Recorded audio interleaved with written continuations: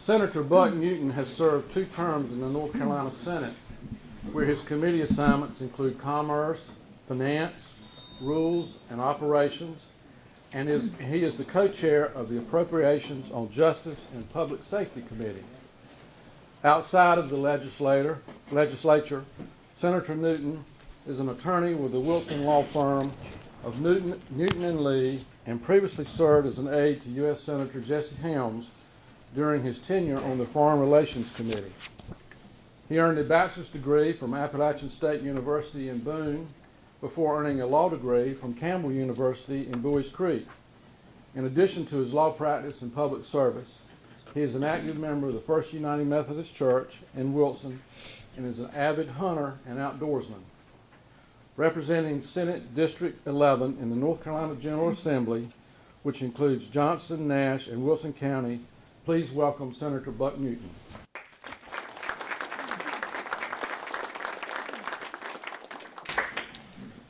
Can everybody hear me okay? I really don't want to hold a microphone if I can get away with that. And in keeping with our limits, I'm going to set the timer for 10 minutes and stop talking when the bell rings. So good morning, everybody, and thank you for having me, Milo, Nicole, Joey, to the chamber, Ryan. I really appreciate the opportunity to be here and speak with you. It's been an interesting year that we've had here in North Carolina in the legislative session, and I'm going to try to keep my remarks brief about what we've done and leave some space for the other legislators who are going to speak to you to talk about some of the issues that are important to them. Last fall, North Carolinians overwhelmingly elected a Republican legislature and a Republican governor, and for the first time in over 140 years, could I ask you to hold that for me? Over 140 years, the Republican Party controls the legislative levers and governmental levels of power here in North Carolina. And I'm going to try to keep my remarks as nonpartisan as possible, but that's a historical fact, and that's a very important factor in what we're going to talk about today. For far too long, North Carolina has tried to tax and spend and regulate itself into prosperity. We've lost jobs, we've lost business, and candidly, we've failed to educate our children. We've struggled to compete. We have lived on a reputation of being a great state, and we are a great state. We are the best state. But we've lived on that reputation, and we haven't focused on the core things that we need to do to advance our state, and especially compete economically. As Republicans, we've focused on crafting policies that will help rebuild our economy, restore North Carolina's place as a leader in job growth and prosperity. Fortunately now things are moving in the right direction. We've had economic improvement that's steadily gaining. It's slow, it's not fast enough, but it is moving upward and we're moving in the right direction. So this session we've continued to focus on jobs. We've continued to focus on job creators, and we want more well-paid workers here in this district, in Wilson County, and across North Carolina. That's why we've taken a lot of important steps. And the first thing that we've done that I want to talk about briefly is our comprehensive tax reform measures. Now, everybody is chamber members. I'm a chamber member. We're supposed to be about business. We're supposed to be about jobs. We're supposed to be about the economy. That's what the chamber's focus is on. And so I hope that everyone will take a moment and pause and think about what we've done as we've passed this tax reform. This is the first comprehensive tax reform that the state of North Carolina has done since 1930. We've provided major tax relief to all North Carolinians, and we've made this state much, much more attractive for business and job creating. And when I say business and job creating, I'm not just talking about the big corporation from out of state that may locate here in Wilson County or Nash County or Johnson County. I'm talking about the corporations that are here already. I'm talking about the small to medium-sized businesses that are here already. We have cut taxes by more than $1 billion in the first 3 years on job creators. And that's very key.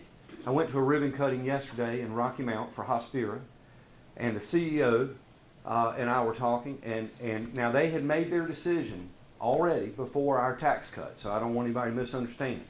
But all he wanted to talk about was our tax reform and how great that was and how great that was going to do for the state of North Carolina. So what is the tax? What is our tax reform? Let me hit some of the bullets on that. It cuts the corporate tax rate significantly. It cuts personal income tax significantly. It includes Representative Martin's efforts to end the death tax. It caps the gas tax. And it moves us from around 44th in the nation in our tax burden to about 17th in the nation, depending on how you want to score it. And that's a significant improvement.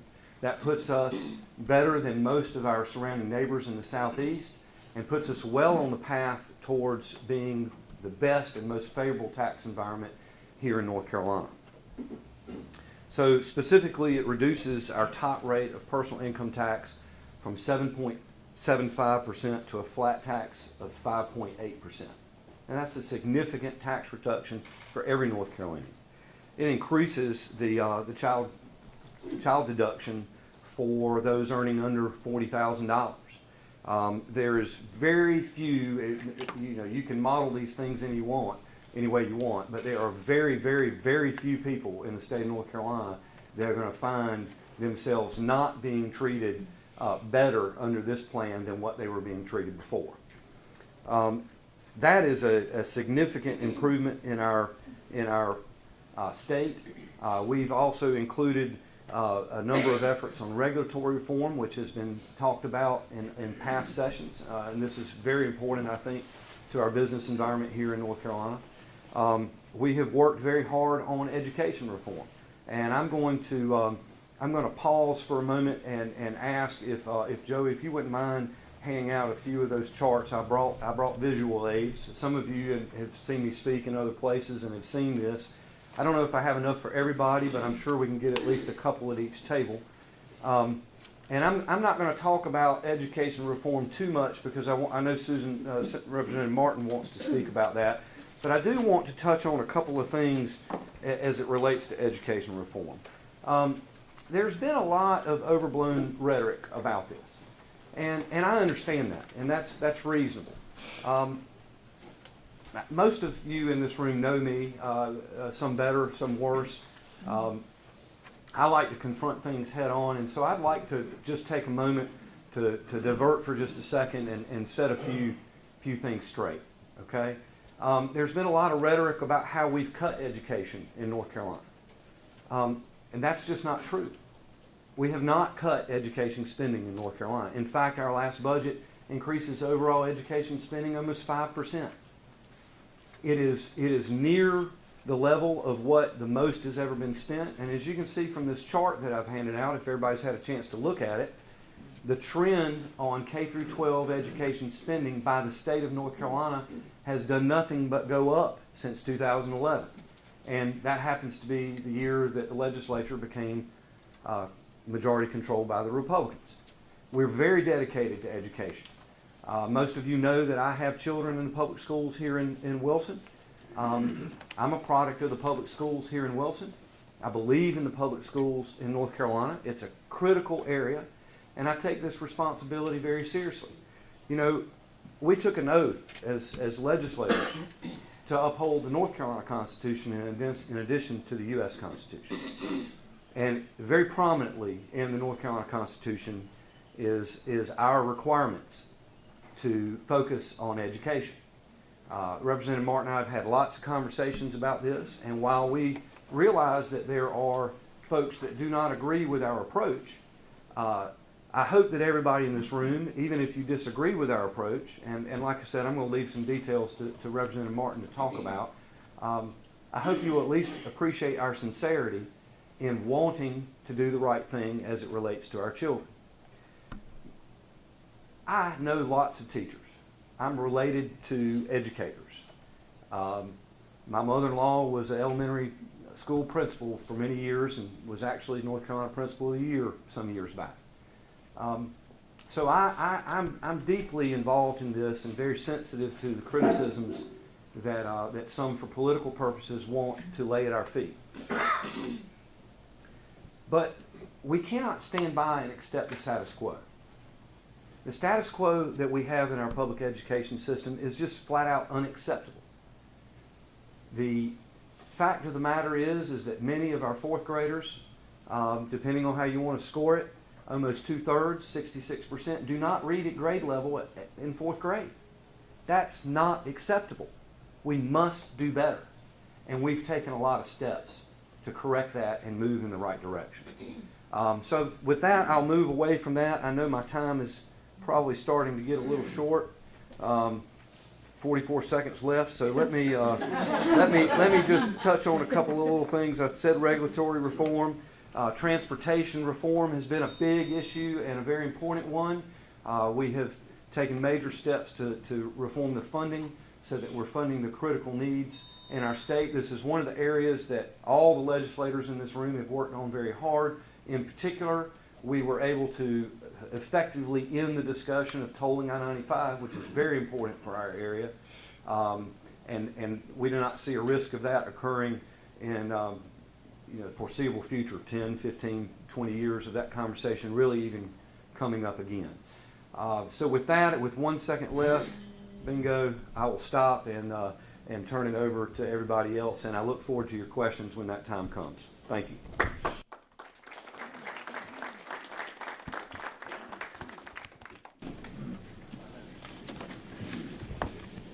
Good morning. It's my pleasure to introduce Senator Angela Bryant. Angela Bryant was first appointed to the House of Representatives in the General Assembly in 2007 and began her service in the North Carolina Senate in 2013. Her committee assignments include appropriations on natural and economic resources, on commerce, and education and higher education. Outside of the legislature, Senator Bryant is a diversity and organizational development consultant with Angela Bryant Consulting. She has more than 30 years of legal experience, and including 10 years of service as a state administrative law judge. She earned a Bachelor of Science and a law degree from the University of North Carolina at Chapel Hill, and among her several accolades has been awarded the Defender of Justice Award from the North Carolina Justice Center and the Frederick Douglass Leadership Award from the North Carolina Association of Black County Officials. Representing Senate District 4 in the North Carolina General Assembly, which includes Halifax, Vance, Nash, Warren, and Wilson counties, please welcome Senator Angela Bryant.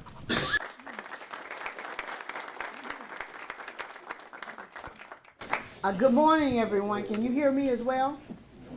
It's so nice to see you. I came in and was so busy trying to get that omelet that I missed seeing each of you. I too am going to start my time with the fun thing about these smartphones.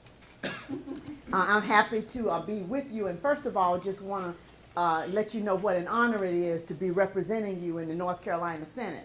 It wasn't what I started out, it wasn't my plan when I started out the year to do that. I was there was the unfortunate circumstance of the passing of Senator Ed Jones, who some of you may know well, and then I was appointed as his replacement, and Wilson County's delegation in the Democratic Party was a significant factor in me receiving that appointment. So I'm hoping that you will be pleased with my representation, and I'll be working in that regard. So please reach out to me if there are things we can do. I think the first thing I would say is that we as a delegation work together very well. We communicate together very well, discuss issues, and there is an advantage to you, I believe, in having a bipartisan delegation. It's not every community that has that opportunity, especially you have 2 Democrats and 2 Republicans, and I think that offers you some great advantages. The first point I will make is that one of the biggest decisions I think we made that concerned me and that I think affected us as a state, as a community, and in terms of jobs, was the decision to not expand Medicaid, which was one of the early decisions we made in the session. I think that decision hurts us in multiple ways. First of all, just from a human and moral position, it will leave, now it's estimated, about 350,000 people without any option for health care, for funds for their health care services. In addition, it means that the rest of us end up paying for that, those expenses as they occur. In addition, I think the whole movement of the Affordable Care Act is based on a principle that I think is an important principle, and that is that each individual will need to take responsibility for their own health care and think about that, make plans for that, and for the first time ever, we have an arrangement in which every person has that opportunity at a reasonable cost. And I think our decision not to close that gap limits one of the easiest things we could have done to provide jobs in our community, especially in a community like Wilson, where you have a hospital and a robust medical and allied health industry here. It would have helped tremendously. I do believe there are things we can do to manage our Medicaid expenditures well and to control those costs, and hopefully we'll work together to do those. So that's my first point that I want to make, and one around which, of course, there's lots of disagreement, but I think it is really important to put that out there. And the future of our hospitals in the small cities and rural communities is tied to what decisions we make about healthcare going forward. And I think you can see some significant changes in that regard around the country and on the national level. I want to make a second point about taxes. While there are surely some advantages in tax reform for some, I think it's important that we are honest about who gets the benefit. The elimination of the estate tax and the lowering of the income tax rates, both corporate, business, and personal, will help folks in the income levels of $150,000, $180,000, and businesses with incomes of around $250,000, but average, I'm not in that group. So average folks, walking around do not get really a benefit from tax reform. So we have to hope that those who do, that trickles down and provides jobs and opportunities for others. We'll have to see if that remains to be seen. But for average working class, middle class folks, this tax reform package also carries sales tax on electricity for the first time, on entertainment expenses, and on some housing, modular homes, and some service contracts. So there are some tax shifts and increases in there that are more likely to affect lower income folks than higher income folks, and it's important to look at that. But I call it a three-way vice in that we made that change. Be aware that that change pulls about $600 million out of the general fund, and who does that affect? It affects those same folks who don't get that great of a benefit, but who depend on public education, adult community, and care block grant services for elders, the pre-K and child care subsidy programs, and other mental health and other services that are funded by the general fund, the state general fund. And meanwhile, some of the same folks who aren't getting the benefit are the workers whose jobs we're reducing, who are not getting increases, government workers not getting increases now for 5 or 6 years, teachers' assistants being eliminated, etc. So it's important for you to think of, I think you need to see the big picture, because as business leaders, part of your stewardship is then to make sure this tax reform benefits those folks who aren't getting a benefit directly from those tax changes, and you are in a position to help make decisions that can go in that direction. One of the biggest impacts when we do anything in the general fund is the impact on education, because over 50% of our budget is education spending.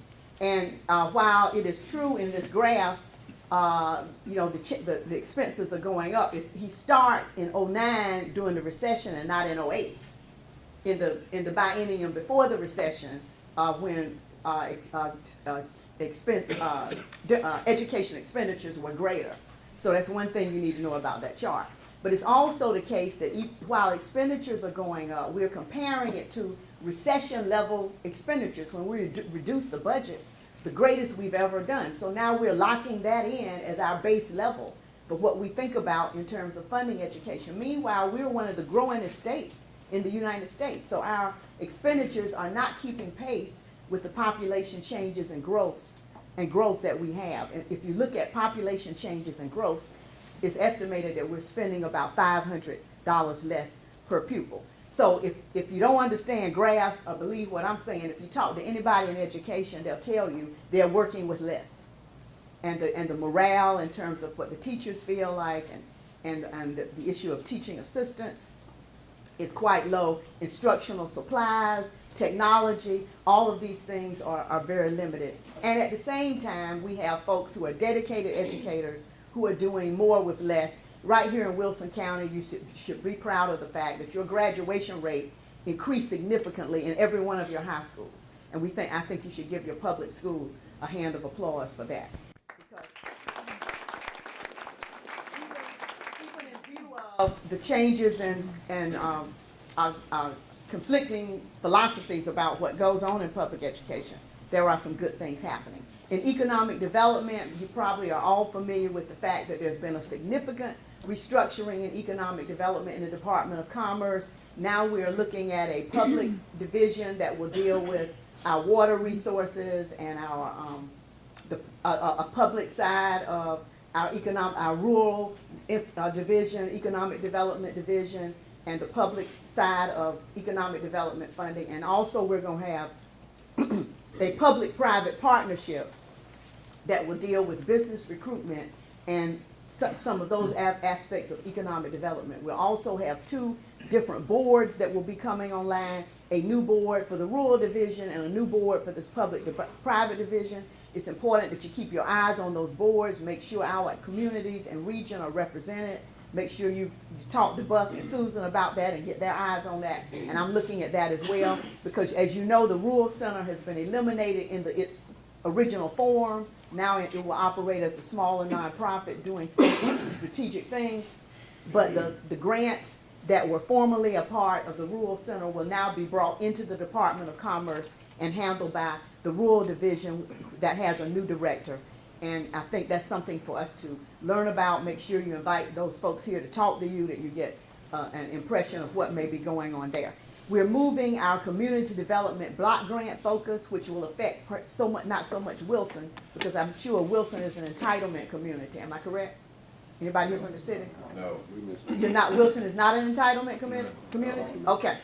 Well, Wilson will be impacted by those shifts because we're shifting from some of the traditional areas of community development and CDBG now to a larger, broader focus, strictly focusing on infrastructure, water and sewer, job development, those kind of building reuse, those kind of strategic applications. So it's important that you make sure we know how you feel about that, how it's working for you, and let us know if there are any ways we can intervene to help. And finally, that one of the other big issues in the session is major changes on voting. So come 2014, voting will not be the same as you remember it to be. It will be quite different in 14. 3 major changes. You will not be able to vote a straight party ticket. Over 60-some percent, a significant number, I think about 60-some percent of folks vote a straight party ticket. So you won't be able to do that. Early voting will be reduced by 7 days. So it's important to be planning for that. Out of precinct provisional ballots will not be counted for any purpose. So those are just 3 of the changes that you want to be aware of in voting, as well as the increases. The good thing, depending on how you look at it, the increases in contribution limits are now going up on January 1st to $5,000 and will increase every 2 years thereafter at the rate of inflation. So you have that to look forward to in terms of being able to make contributions. Thank you so much, and I'm happy to answer any of your questions.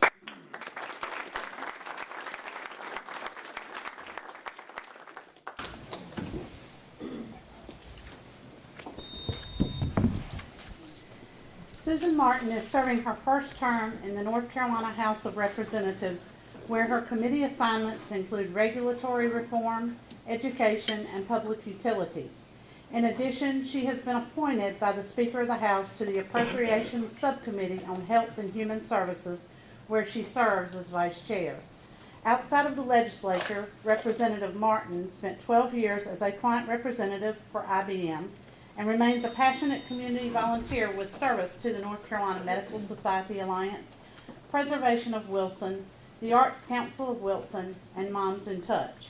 She graduated with an MBA from the University of Richmond in Virginia and is a supporter of a number of local charities, including Wesley Shelter, Hope Station, Hand in Hand, and La Estrella.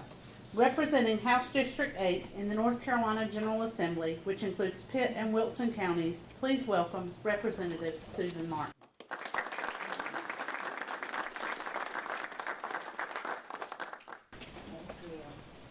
Can you give me that timer? I don't have that app. Thank you very much. Thank you so much for having us here today. It's such a pleasure to be back in the district and hear from folks back in Wilson and also from Pitt County.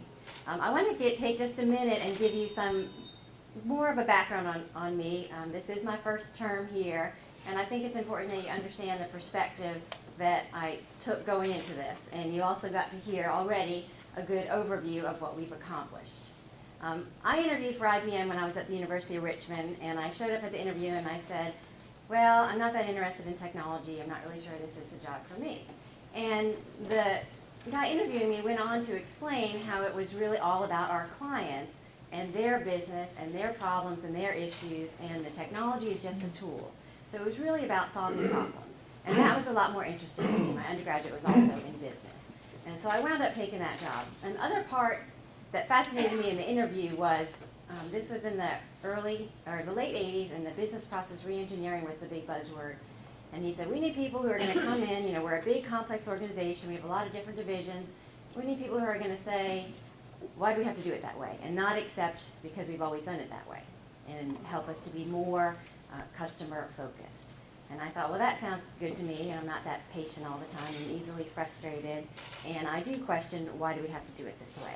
So just that backdrop of I wasn't interested in technology, and I was willing to say, why do we have to do it that way, and go forward. And then jump ahead a few years, I just find that God really has a sense of humor, because I've never really been interested in politics. I never had the ambition to be a politician, and never imagined that this is where my life would take me. I'm not that interested in politics, but I am interested in making a difference, and I've been frustrated with the direction of our country and very concerned about the future for my children. And so it's a very similar environment where I go in and say, I'm not about the politics, but I'm very much about the results, and I'm very much willing to say, well, why do we have to do it that way? And it's a complex organization where that question has to be asked multiple times daily of why do we have to do it that way, and can't we have a better way of doing it? So my perspective going into this is I worked with different companies on the ground with the business leaders and different department leaders. What are you trying to do? So when I look at business and I look at the policies that we're putting in place, that's where I'm coming from. I'm on the ground with my clients trying to see how is this going to impact you. After I did that for 12 years, I've been home the last decade raising my family, and I spent a lot of time as a volunteer in the Wilson County Public Schools. And when I think about education, I'm in the classroom with a teacher and a student, and that is where I'm coming from. How do these policies impact on-the-ground education? And in healthcare, my husband, Lou Martin, is an orthopedic surgeon here in town. He's operating on people, he's seeing people, he's touching them.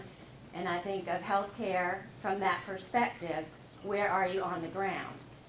And I'm very concerned about healthcare because we have these policies in place where we're going to have we have healthcare on paper because it says you have healthcare. But are you actually getting the care? Can you get in to see someone, a physician or an extender? I think we need to open the model and get better care. So that's my perspective going into it, and it's been a great year. I'm going to try to use an acronym. I'm going to steal from my good friend, Representative Ruth Samuelson, who shared an idea on how we can communicate some of these things, is that when we're working as a Republican majority to make things better in North Carolina. And so what we accomplished this year, if you use that as an acronym, was the budget, a very responsible budget.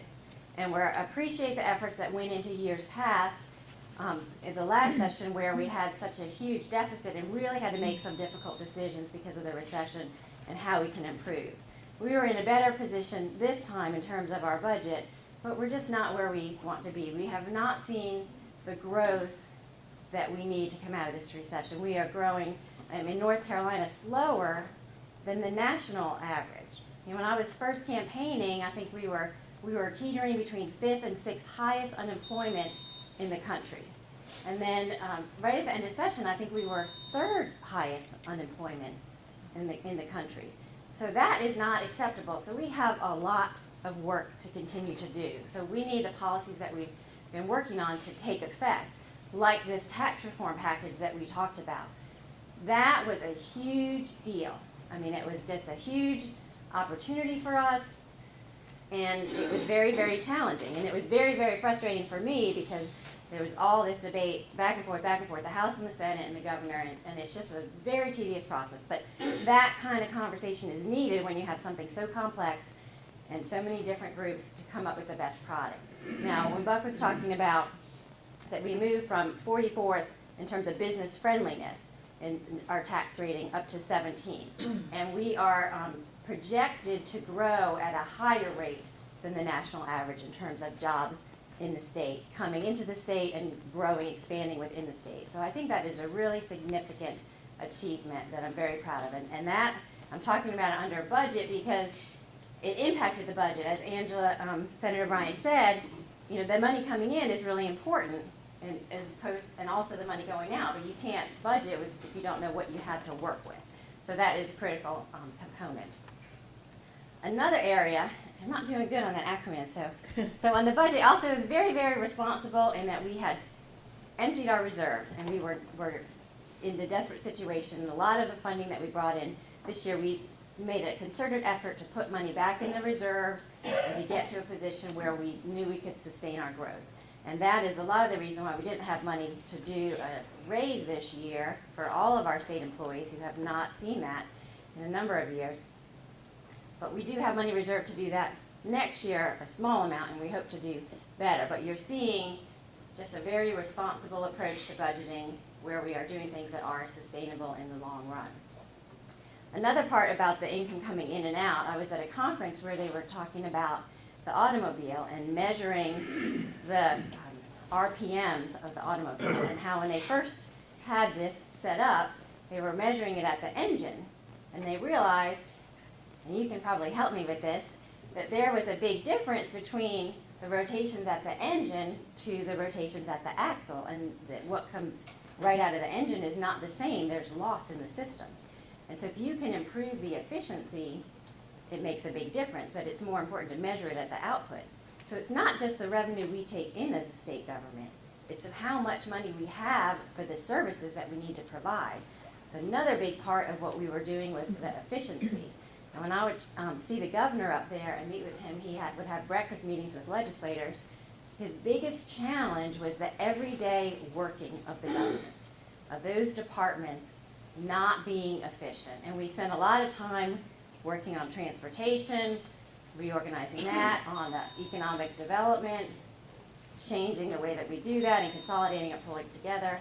We did some things with state personnel, we did some things with IT to provide more flexibility so he could run it like a business and make changes more quickly and improve that efficiency. We have a $20 billion general fund.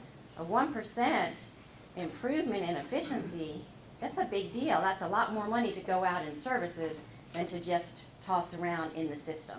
So that's a big focus for us, but it's frustrating because it's slow to see that result. It's not something you can just make a policy change and bam, it's there.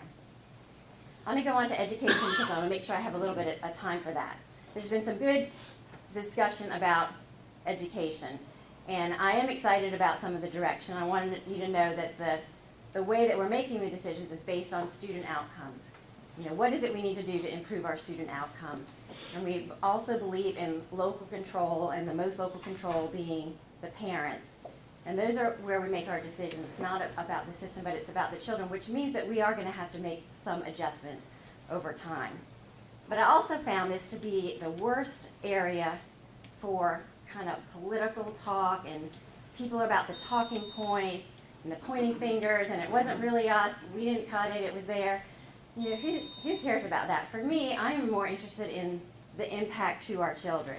It's important to understand that North Carolina did not slash its funding and did not cut it. But when you look at that chart and you go back, when we did have that decline, there was a large amount of federal stimulus money that came in, and some of that did expire this year. So the bottom line is our students are impacted, and we need to understand that, and then we need to work forward from that point. So I have been asked by Speaker Tillis to come to a meeting next week with some industry leaders, with the governor's education staff, with education leaders, our principal of the year, teacher of the year, some select superintendents, which include our Wilson County superintendent, and some House leaders, which are Nelson Dollar, who's our Senior Appropriations Chair, and Craig Horn, who's our Chairman of the Education Appropriations, and myself, to be on a team that will look at what we've done and look at going forward and just take all of this into account and try to help with that strategy of how can we make adjustments. And one area in particular that we want to tackle is on education teacher compensation, where you've heard all of these things about we want to do performance pay, it's not working, it's not going to work the way we want it to, or we didn't get a raise. Well, we need to just change that whole process, because we do need to have excellent teachers in every classroom.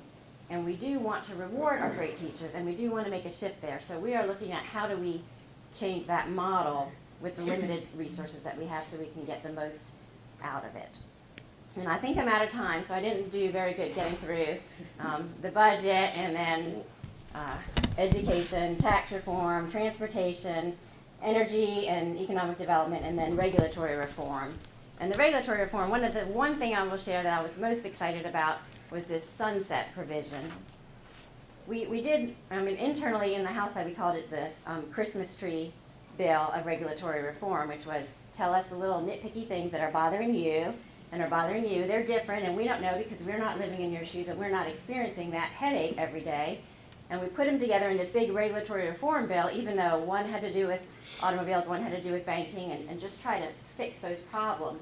And then we did a 10-year automatic sunsetting, that every 10 years our regulations, which I think are over 22,000, would automatically sunset unless proactive action was taken to renew them, because they were being used and they were helpful and valuable. I mean, it's important to have those regulations. The rest of them, they just kind of build on each other and then they don't work together. And that one single policy has been considered the most pro-business policy that there is for growth and to improve the regulatory environment. So that's good, because we don't always hear all the little Christmas tree ornaments to put them on the tree and fix them. But if you have those issues, please let us know, because we will try to address them individually. And I guess we'll have more time for questions, because we're missing a team. She did sound that earlier this week when I spoke with her. So I thank you so much for having me. I'm so glad that my position on Wilson City Council has been a part. I want to thank each of you for serving us. The question I have to do is about voter issue. Do you think there's been enough voter fraud in Wilson County to dictate the voter issues that was passed this time in the General Assembly? I'll be happy to go first. You want me to, AP? It doesn't matter. Okay. As long as you can have We'll one. go through the line. Yes, the short answer is yes. I've seen it with my own eyes. I've got documents on my computer from a variety of things. Yes, the answer is yes. There have been referrals to the district attorney's office that haven't been prosecuted. You're asking a direct question. I'm going to give you a direct answer. Absolutely, I think there's been enough. But more importantly than that, what I think is very important is that people have a sense of security about the quality of the election. Doesn't matter who wins the election, nearly as much as that the folks that see the result believe that that was an honest election, and that's important. I don't know the specifics about Wilson County, but we have been provided statewide information. I'm not privy to any information of a problem with voter fraud in North Carolina in any county. That surely is not already being well addressed by the existing rules and regulations we have. So, and usually that question is asked as it relates to the issue of voter ID.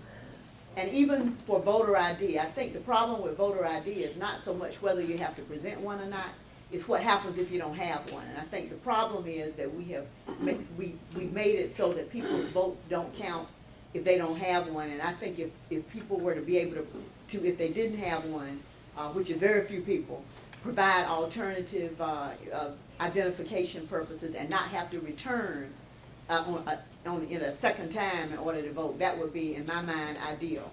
I think that it's the combination of all these voter changes that are more of a problem. The combination all taken together definitely direct toward suppressing the vote in certain areas of our community and our demographic. African American voters, poor people, students, the elderly, traditionally big Democratic voting blocs.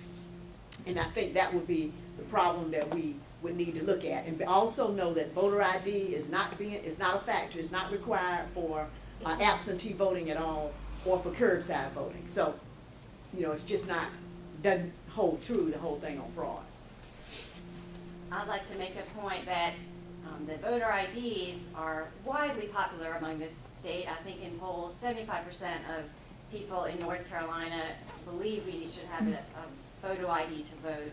And we are taking a very careful approach on how we move forward with that, and that is not required in the 2014 election, but there will be massive education efforts when people come in to let them know next time in 2016 when you vote, you'll have to have an ID. It will be provided free of charge for people who say that they can't afford it. So those efforts, I think, will make it make sense. And I think there is fraud, but the more important piece is to not dissuade people from voting because they think their vote doesn't count. That every qualified voter, their vote would count.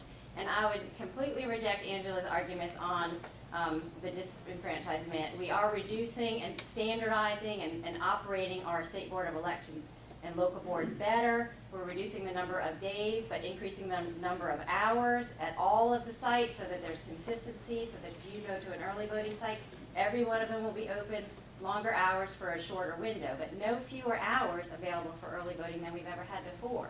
But it won't be one location that's open. It will be all of the locations. So I think only 15 states in the country have straight party ticket now. I mean, you will still have a little R and a D, and if you can't look at it and pick out all the R's and D's that are on those races, then, I mean, you need to be able to do that. So we are still very lenient, and we're getting all this bad press, but it's wrong. I mean, if you look at us compared to the country, we still do a lot of things. We provide a lot of opportunity, and we want every person who's qualified to vote to cast their vote and have it count. Yes, sir. I want to follow up with AP's question about voter fraud. Can you quantify that, Buck, or share your information with us in terms of raw numbers? No, because the problem in North Carolina is nobody's been looking for it. There's been a willful, in my opinion, this is only my opinion, there's been a willful ostrich effect of looking for voter fraud. As I said, I've seen it with my own eyes here. When early voting, people are being handed out utility bills behind the Board of Elections, which I've seen with my own eyes. You have to wonder what's going on. It makes you wonder. Even if it's not actually fraud, it sure looks funny. It sure smells funny. And that's where the questions come in. We had a bad problem in Florida with the Bush-Gore election. We don't need that as a country.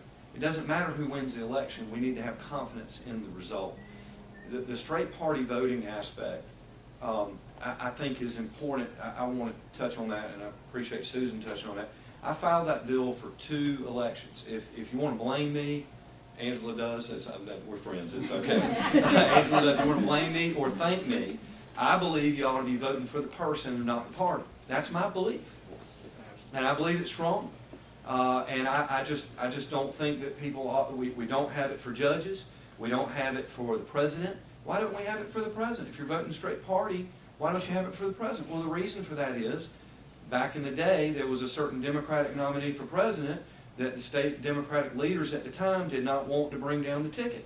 So they kept straight party voting for everything else, but they broke off the president. So, let's just clean the whole process up, vote for the person and not the party. There were a lot of things like that. In North Carolina, there are still some 35 states that have much more restrictive and difficult voting requirements than we do now under our current bill that we just passed. It was so ironic that New York wants to take us to task. They've never had early voting. I may be confusing my facts. There's a lot of aspects of their laws that are much more strict than ours are now. So it's a bunch of it's a bunch of criticism that really is offered for really more political. When the other side isn't happy that the needle's being moved back to the middle, they're going to be upset about it. And I hope we'll talk about other things. I just wanted to. I heard that he gave you his answer on fraud, and you see that there's not any really concrete information, but that's not so much the point. The point is, if the purpose is making sure people who say they are who they say they are, we have many more ways to do that without keeping them from voting. I don't personally object to requiring them to have a government-issued ID. If they didn't have one, we were willing to look at many other ways. Now with technology, we could take their picture right there at the polling place and whatever documentation they have, and it could be reviewed, and if it was a discrepancy, we could contact them or not, notify them that they have to come in versus making them come back. So there is something about, and this is a part, it's not just North Carolina, it's a national strategy of these changes to suppress the vote, because if you are operating from a minority numerical perspective around your policy positions, and you know the majority would outvote you, you got to do something about it. So that's a national movement. We can't be blind to that. But even if you want to have that and you're in charge, I'm a practical politician, fine. But let's at least be fair about giving people a chance to vote and what their constitutional rights are. So I think that's really the basic argument. And when you look at, and after the Voting Rights Act, pre-clearance was eliminated, we went from a very reasonable bill, I think, that was in the House, to let's put in everything but. We are definitely more reasonable than and I'm in the Senate, but it's a bigger, we're the higher body. I'm not a lawyer, but I'm just saying the reality is it was more moderate.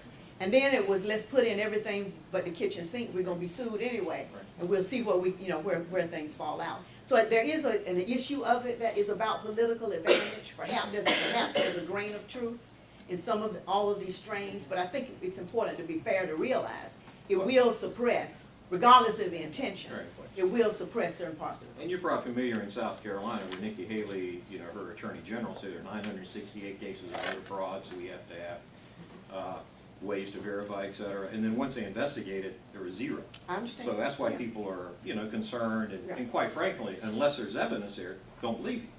And in every state where they've newly implemented photo ID, the voting trends and participation has gone up.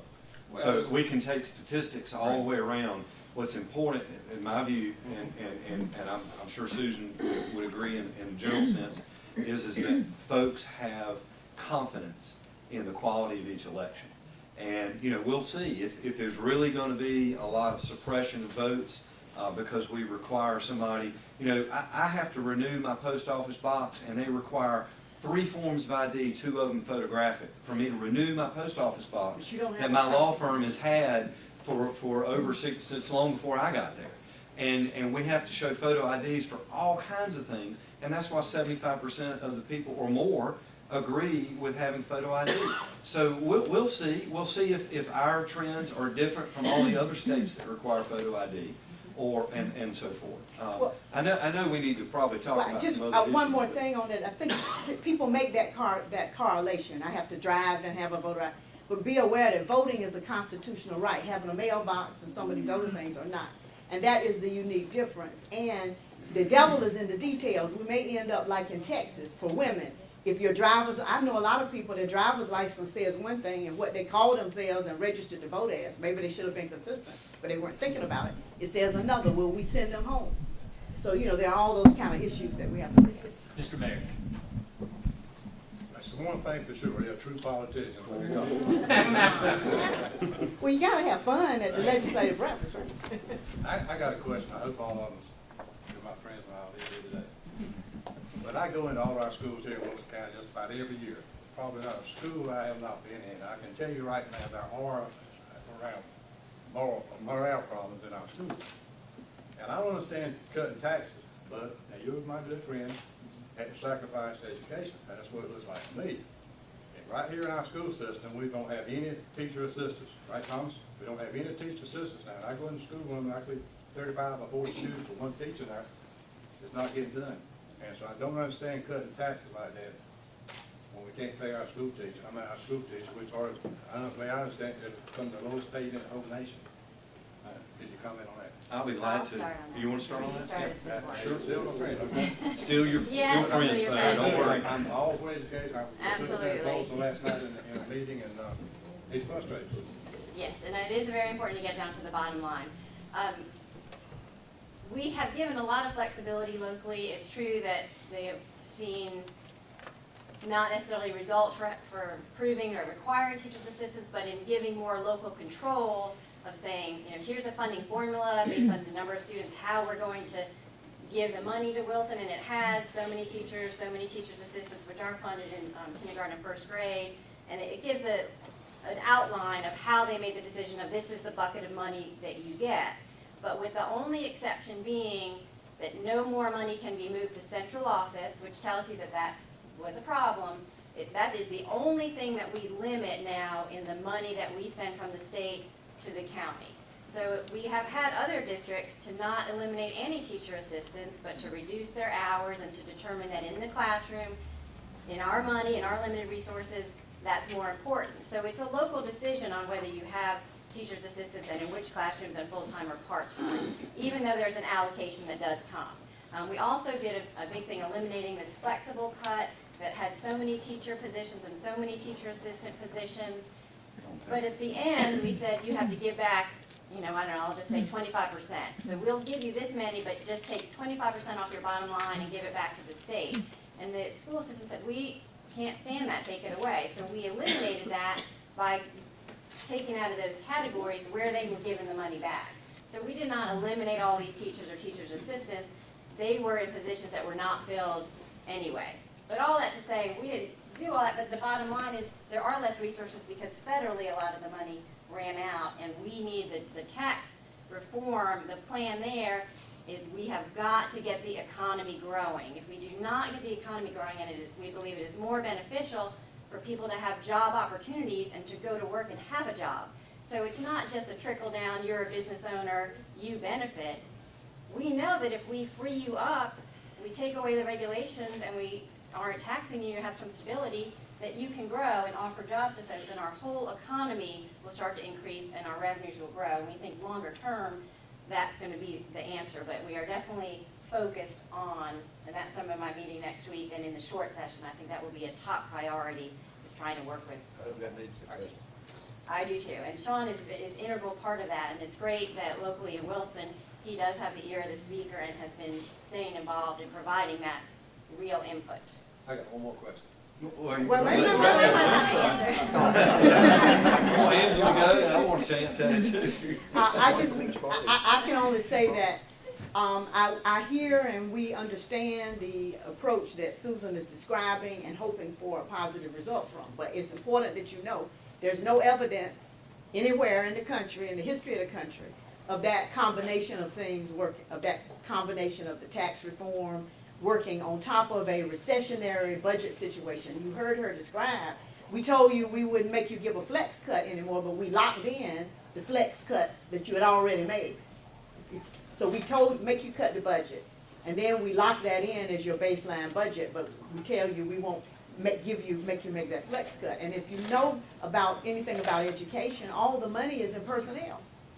At least the state money. You know, counties do facilities and stuff. And so if he's going to decide between, he's got to decide between teachers and teachers' assistants. Over in Nash Rocky Mountain, they're privatizing the janitorial services. But what does that do? That takes, you know, the lowest income workers off of a government job that would have benefits and health care and all that with it that they won't really probably have a chance to replace. So there are consequences to these decisions, and it's just important for us to know what the impact is. And we're asking our schools to do more with less in many instances in cases where enrollment and demand are growing, and I don't think there's any way around that unless we're willing to generate more revenue or slow down how we suck out the general fund revenue. And I don't think it's very clear that economically, no matter what we're doing with taxes, that the rebound effect, particularly in jobs and wages for people, is not, is not rising fast enough to make the difference. So, and if we had, for example,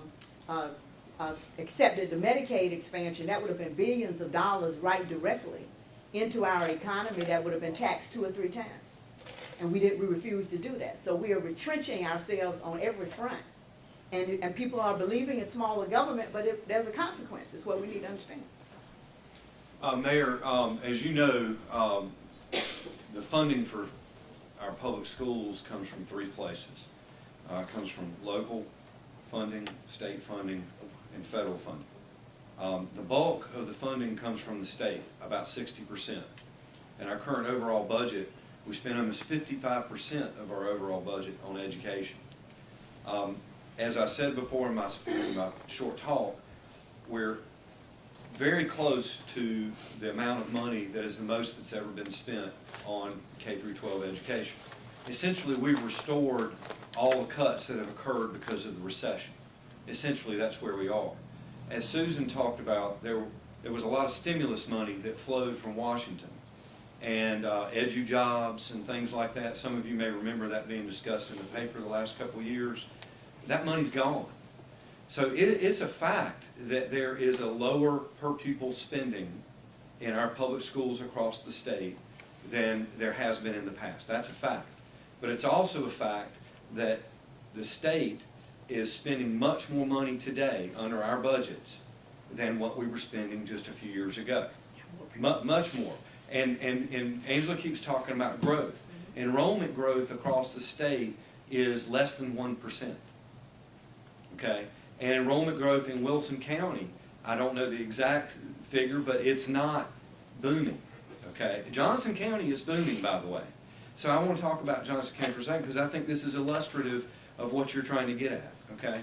Johnson County system over there, an excellent public school system. And they have an excellent working relationship between the local officials that are on the school board and the county commission and otherwise. And just a few years ago, the school board over there voted and gave back $6 million to the county commission.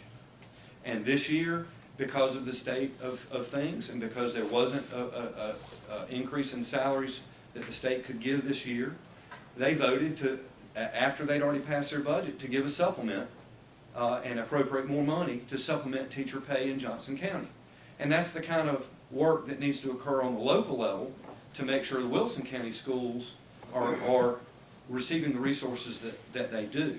We're not failing on our end, on the state's end, to give adequate resources in this state. I realize that that's an opinion that many people don't agree with, but from my view, those are the facts, and we're going to continue to do that. But there's one last component here that you need to understand, everybody needs to understand, on the big picture of budgets, and that's called Medicaid. And that's something that Angela touched on, but we really haven't talked about here. Medicaid is an 800-pound gorilla. It's sucking up all the oxygen in our budget. And year after year after year, we go to the hundreds of millions of dollars in cost overruns in Medicaid. There's a reason we didn't expand Medicaid, and that's because the system is completely broken and out of control, and there's no sense in trying to expand it until you get a handle on it. The reality is this. If Medicaid does not overrun too much next year, and in the next few budget cycles, there will be more money spent on education. There will be more money spent on education regardless of what Medicaid does. But how much more? How much, whether or not we'll be able to have a pay raise for teachers? You know, I can't answer that because we don't know what Medicaid's going to do. As a mayor, y'all have worked very hard to keep your tax rates low here in Wilson, in the city, in order to make it attractive for businesses to come here and to grow. And you understand that balance. And we have to do the same thing on the state level. Let's do one more question, but I will say that all four of our legislators are very approachable, and I'm sure they would welcome any questions you have via email or any other method. Mr. Robbins for our last question. As chairman of the Board of Trustees of our local community college, I have to urge you to look at the budgets compared to our university system. Wilson Community College is a middle of the road in population. We have about 10,000 students that we touch. It's the best bang for the dollar as far as the students and the parents paying for their education versus the university system. But we continue to get defunded. Wilson, I think our state budget for 3 years ago was a little over $13 million. And now we've been cut $2 million from that $13 million. We're not comparable with the way we're paid as far as our hours. Our students have to take 16 hours based on pay, where the university system takes 12 hours to get the pay. So I just urge you to look at that situation. We need all the help we can get. That's our first line of defense in bad times, is people coming back with degrees and getting retrained to help our industries and all. But I just make that statement. Any comments? I agree with you. I think That's not a new statement. That's been the way it's been, and the way it's been, and the way it's been for each legislature. And I think- I agree with you. And I think that's an area we agree on. Yes, and we had a long meeting earlier this week talking about that to bring So- that forward. so- And the community colleges are critical interface between the high school graduates and the technical training, and then just the workforce needs changing. And I thought it was just so interesting, all the different people that feed into that. So we definitely need to improve that area. And So what is the leverage it. obstacle then? If Political you agree, will. what's the obstacle between the university and the community college? Political will, their effectiveness, in my view, their effectiveness in lobbying for funds and protecting their budgets. If I wasn't an education appropriations chair, if I was, I would have shifted significant resources from the university system to the college, community college system. Our governor has done a good job of pointing out that we need to get back to building things and producing things and growing things, and the community college system is a key component of that. I think the average age in mechanical trade type work is around 58 in this country, and similar in the state. There's going to be a great need. There already is, but there's going to be a great need in a few short years. And my personal view is only the high schools and the community colleges can really fill that gap, and that's where I am. Well, I want to add that the devil is in the details, and it's all about that budget. You heard him talk about shift. It's in that shifting. If you got a shift from K through 12 or universities to the community college, therein lies your barrier, because there are people that are going to push against that shift. They all have dire needs that they are proposing. So I think that the issue is what revenue there is on the table, where it can come from, and where you can put it is the question. And we did all agree, I think, that there was a bipartisan agreement on the vocational certification that now is available in the high schools. And I think that there is a move, and the increased emphasis on career and technical education. So I think that's something that there is a strong bipartisan agreement about. But the barrier is the money and where it comes from. Please don't take my comments as being disrespectful, but I was on the board for 16 years and chairman as well. And the challenge that I see is everybody can reach out and touch the community college. And in a breakfast delegation in any group that your other representatives are in are going to say the same thing y'all are saying with a group of local folks.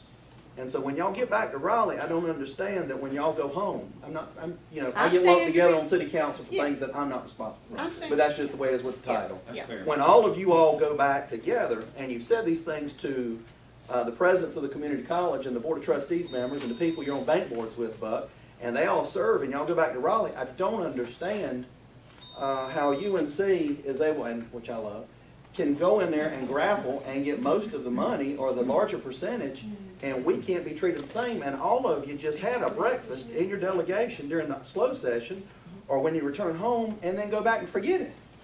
I'm just so frustrated, it doesn't make any sense to me. We can all sit here and hold hands, but then you go to Raleigh and Rusty comes back to his board or goes back to Thomas and says, we need this amount of money, and the county commissioner say, well, we're strapped, we got the school system and you, and it's over and over and over, Bud. We don't forget it, James. We just, there's just limits And I to know what I'm not any talking one to of you it. directly. No, I know. We don't, and I know I'm speaking for these two legislators as well. We don't forget it. There's just limits to what any one or the three of us can do at certain times.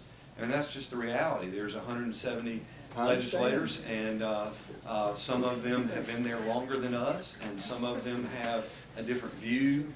Some of them have a different view because of their length of time that they've been in the legislature. We represent a district here that is, but all three of us, and Susan has a university presence, sort of in her district, but the three of us combined really represent a district that we see what the community college means more than perhaps other legislators see what it means, because they see a big university system and they see what it means in their districts for job and economic development. And you're not always fighting about, does it go here, does it go there? In the past, that's what we've had to do because we had to draw lines on budgets with budget shortfalls. But my view about the full-time student rating, I mean, I absolutely agree with what Bucky said. It doesn't need to be 16. It needs to be 12, or they need to be the same. And I don't know why they're not, other than the political decision of how we're going to divide the pie and how we're going to calculate things. And I would We say don't that, forget. you know, when I first got up there and was meeting with a lot of different folks, they said, well, what's going to be your area? You know, pick one area and be the best in that area and get deep. And they said, well, it's like we're building a wall and we all have a place to stand on the wall. And I looked at them and I said, well, I don't know you. And I don't know if I can trust you. And I'm not sure what my favorite place is. I'm going to walk along the wall and see what kind of work everyone's doing and learn who these other players are and who I can trust, who I know, okay, they've got this part, and here's where I'm going to have to stand. And also, you know, I'm a mom, and I don't go where it's the most fun for me. I go where my people need me. You know, if I have to do the laundry and clean up, and, you know, I don't do the fun thing. I do what's going to help my team. I have a much bigger team to support now, so I want to know where it is. And I think I've been doing that, and I've been comfortable, and I think that spot on the wall for me is going to be education. For that reason, you know, I haven't gone back and forgotten it. And I had a long meeting with Rusty and sat down and went through this and said, wait a minute, this isn't really making sense. And I agree with you. I go up there and I do think that people say, I've been working on this for 6 years. I'm like, really? I find that unbelievable. And there's a lot of new people up there who have that same kind of sense of urgency, and we're not as used to the slow process. And it's so much work that goes into a single little change that it is frustrating because you don't have the throughput to make all of the improvements that you want to make. But we're trying, and I am going to be standing in that place and pushing. I hope you feel like the community colleges have been doing this recession and currently have been doing better and better. You know, have been doing better and better. That's my sense. And I think we fight a hard fight because it's one in every local community. But I also want to encourage you all to make a stronger stand and think and make sure you're keeping your eyes on what the universities are doing and the K through 12s, because it is a juggling match in responding to all those needs across the state that are all important. Let's thank our